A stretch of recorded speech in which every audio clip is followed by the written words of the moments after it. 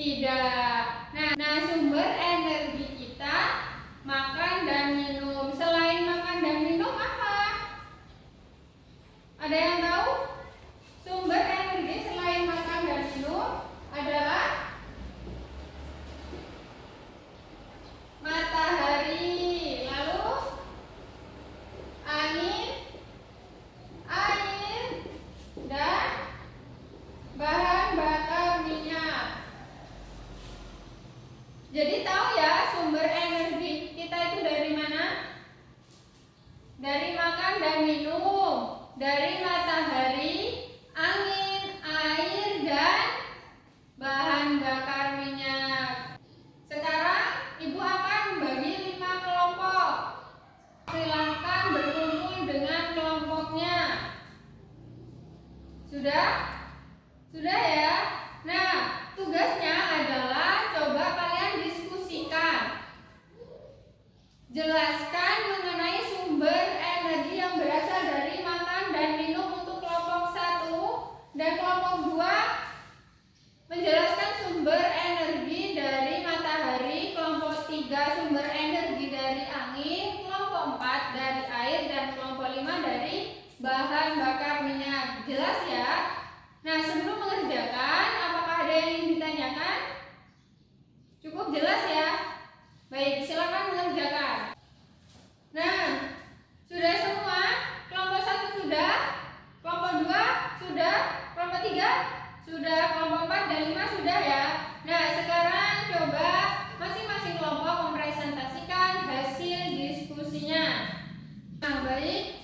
Sudah selesai ya? Nah, coba kelompok 1 mempresentasikan hasil diskusinya.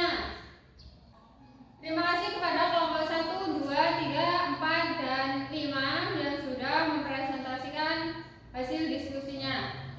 Nah, sekarang mari kita bahas bersama. Jadi sumber energi yang pertama itu dari makanan dan minum.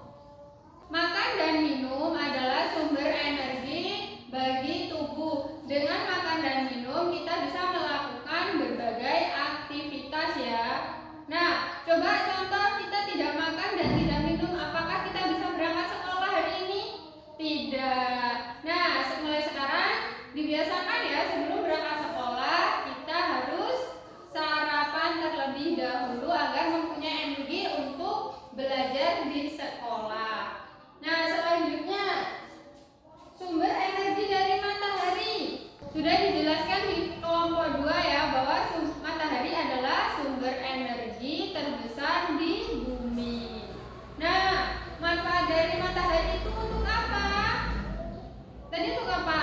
Iya, untuk mengeringkan pakaian, lalu sebagai pembangkit listrik dan untuk membantu proses fotosintesis di tanaman.